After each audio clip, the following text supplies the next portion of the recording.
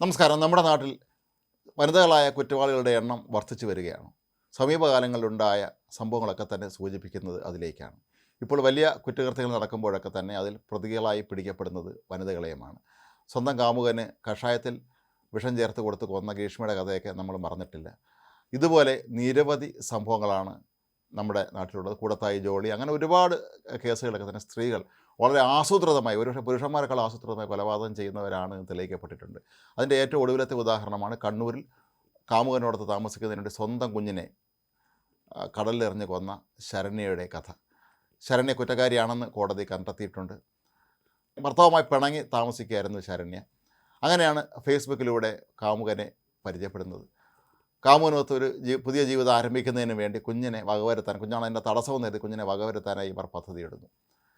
ഇത് വളരെ കൃത്യമായ ആസൂത്രണം നടപ്പിലാക്കിയ ഒരു പദ്ധതിയായിട്ടാണ് മനസ്സിലാക്കാൻ കഴിയുന്നത്. നേരത്തെ പിണങ്ങി കഴിഞ്ഞ ഭർത്താവിനെ വീട്ടിലേക്ക് വിളിച്ചു വരുത്തുകയാണ് ഈ പെൺകുട്ടി. എന്നിട്ട് ഭർത്താവിനോടൊത്ത് വീട്ടിൽ താമസിക്കുന്നു.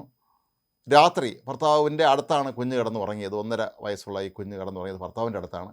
പതുക്കെ ഭർത്താവിൻ്റെ അടുത്തുനിന്ന് കുഞ്ഞിനെ എടുത്ത് കടലെറിയാനായി പദ്ധതിയിടുമ്പോൾ കുഞ്ഞ് പെട്ടെന്ന് ഉണർന്ന് കരയുകയാണ്. അപ്പോൾ അമ്മ ചെയ്തത് കുഞ്ഞിനെ വിശന്നിട്ടാണെന്ന് പറഞ്ഞ് മുലപ്പാൽ കൊടുക്കുകയായിരുന്നു. അങ്ങനെ പാൽ കുടിച്ച് കുഞ്ഞ് ഉറങ്ങിപ്പോകുന്നു. കുഞ്ഞുമായി പുറത്തേക്ക് ഇറങ്ങിയ ഈ ശരണ്യ കുഞ്ഞിനെ കടലിലേക്ക് എറിയുകയാണ്. ഉറക്കത്തിൽ നിന്ന് ഉണർന്ന കുഞ്ഞ് വെള്ളത്തിൽ വീണ് കരയുമ്പോൾ വീണ്ടും കുഞ്ഞിനെ എടുത്ത് ഒന്നുകൂടി കുഞ്ഞ് മരിക്കുന്നു ഉറപ്പാക്കാൻ വേണ്ടി കടലിലേക്ക് എറിയുകയാണ്. എന്നിട്ട് തിരികെ വീട്ടിലെത്തി ഒന്നും അറിയാത്ത പോലെ കിടന്ന് ഉറങ്ങുന്നു. നേരം വെളുത്തതിന് ശേഷം കുഞ്ഞിനെ കാണാനില്ല എന്ന് പറഞ്ഞ് ബഹളം വെച്ച് എല്ലാവരെയും ആൾക്കാരെ വിളിച്ചു കൂട്ടുന്നു. പക്ഷേ എത്തിയവരുടെ എല്ലാം കണ്ണിൽ പ്രതി ഒരു ഭർത്താവായിരുന്നു.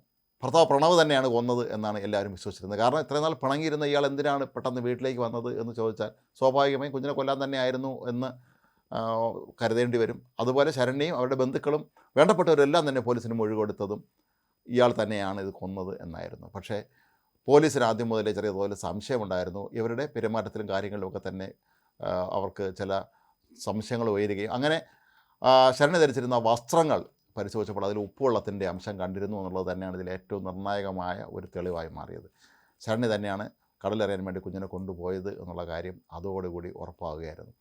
പിന്നീട് മണിക്കൂറുകളോളം ചോദ്യം ചെയ്തതിന് ശേഷമാണ് ശരണ്യ കുറ്റം സമ്മതിച്ചത്. ആദ്യമൊക്കെ തന്നെ ഒഴിഞ്ഞു മാറാനും ബുദ്ധിപൂർവ്വം ഭർത്താവിന് തലയ്ക്ക് കെട്ടിവയ്ക്കാനും ഒക്കെ ശ്രമിച്ച ശരണ്യ ഏറ്റവും ഒടുവിൽ പോലീസിൻ്റെ മുന്നിൽ എന്നെ പിടിച്ചേൽക്കാൻ കഴിയില്ല എന്ന് വന്നപ്പോൾ കുറ്റം സമ്മതിക്കുകയായിരുന്നു. ഒരമ്മ സ്വന്തം കുഞ്ഞിനെ കാമുകനോടൊപ്പം ജീവിക്കുന്നതിന് വേണ്ടി കടലെറിഞ്ഞ് കൊല്ലുക എന്നൊക്കെ പറയുന്നത് നമുക്ക് സങ്കല്പിക്കാൻ പോലും കഴിയാത്ത ഒന്നാണ്. ഏതാണ്ട് 5 വർഷത്തിന് മുമ്പ് ഏതാണ്ട് 5 വർഷത്തിന് മുമ്പാണ് ഈ സംഭവം നടന്നത് തന്നെ. ആദ്യ ഘട്ടങ്ങളിലെ അന്വേഷണത്തിലൊക്കെ തന്നെ എല്ലാവരും നാട്ടുകാർ പോലും സംശയിച്ചിരുന്നത് ഇവരുടെ ഭർത്താവിന് തന്നെയായിരുന്നു. കാരണം പതിവില്ല എന്തിനാണ് അയാൾ ആ വീട്ടിൽ നിന്ന് വന്നത് എന്നുള്ള ചോദ്യം ഉണ്ടായിരുന്നു. ഇതൊക്കെ ശരണ്യയുടെ വ്യക്തമായ പ്ലാനിങ്ങിൻ്റെ കൂടി ഒരു ഭാഗമായിട്ടായിരുന്നു ഉണ്ടായിരുന്നത്. ഏതായാലും കോടതി ശരണ്യ കുറ്റക്കാരിയാണെന്ന് കണ്ടെത്തിയിരിക്കുന്നു. ഒരു അമ്മയ്ക്ക് എങ്ങനെയാണ് സ്വന്തം കുഞ്ഞിനെ ഇത്തരത്തിൽ കാമുകനോടൊപ്പം ജീവിക്കാൻ കൊല്ലാൻ കഴിയുക എന്ന ചോദ്യം അവിടെ വരുന്നുണ്ട്. പുതിയ കാലഘട്ടത്തിൽ എനിക്ക് സന്തോഷമായി സുഖിച്ച് ജീവിച്ചാൽ മതി, അതിന് തടസ്സമാകുന്ന എന്ത് ഞാൻ ഇല്ലാതാക്കും എന്നുള്ള പലരുടെയും ഒരു മനോഭാവം തന്നെയാണ് ഇവിടെയും ഇവരിൽ കാണാൻ കഴിയുന്നത്. ഒരുപക്ഷെ ഇവർ ഒരു സൈക്കോ ആയിരിക്കാനുള്ള സാധ്യതയുണ്ട്. കാരണം സ്വന്തം ഭർത്താവിനെയും കുഞ്ഞിനെയും കളഞ്ഞിട്ട്, അത് കുഞ്ഞിനെ കൊന്നതിന് ശേഷം കാമുകനോടൊപ്പം പോയി ജീവിക്കുക എന്ന് പറയുന്നത് സാധാരണഗതിയിൽ നമ്മുടെ നാട്ടിലെ മനുഷ്യരായ എല്ലാവരും സംബന്ധിച്ചിടത്തോളം, പ്രത്യേകിച്ച് സ്ത്രീകളെ സംബന്ധിച്ചിടത്തോളം സങ്കല്പിക്കാൻ പോലും കഴിയാത്തതാണ്. സാധാരണ പലപ്പോഴും സ്ത്രീകൾ അവരുടെ ജീവിതത്തിൽ ഒഴിവാക്കാനാവാത്ത ദുരന്തങ്ങളുണ്ടാകുമ്പോൾ കുഞ്ഞുങ്ങളെ കൊന്നതിന് ശേഷം ആത്മഹത്യ ചെയ്യുന്ന പതിവ് നമ്മുടെ നാട്ടിൽ പലപ്പോഴും നമ്മൾ കണ്ടിട്ടുള്ളതാണ്.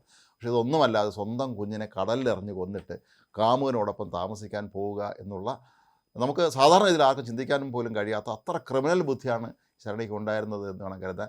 ഏതായാലും പോലീസിൻ്റെ വളരെ സന്ദർഭോചിതമായ ഇടപെടൽ കൊണ്ട് തന്നെ മാത്രമാണ് ഈ ശരണ്യയെ പിടികൂടാൻ കഴിഞ്ഞത്. അല്ലെങ്കിൽ ഒരുപക്ഷെ നിലവിലെ സാഹചര്യങ്ങളിൽ ഈ കുഞ്ഞിൻ്റെ അച്ഛൻ തന്നെ ഒടുവിൽ ജയിലിൽ പോയി അഴിയണ്ണേണ്ട അവസ്ഥ എത്തുമായിരുന്നു. അയാളെ തന്നെയാണ് ആദ്യ ദിവസങ്ങളിൽ തന്നെ എല്ലാവരും കൊലപാതകിയായി കണക്കാക്കിയത് എന്നുള്ളതും നമ്മൾ പ്രത്യേകം ഓർക്കേണ്ട കാര്യമാണ്. സാധാരണ ഒരു സംഭവം നടന്നു കഴിഞ്ഞാൽ പെട്ടെന്ന് തന്നെ ഒരാളിനെ പ്രതിസ്ഥാനത്ത് ചേർക്കുക, സാഹചര്യങ്ങളനുസരിച്ച് അയാളെ കുറ്റപ്പെടുത്തുക തുടങ്ങിയ നമ്മുടെ നാട്ടിലൊരു രീതിയാണ്.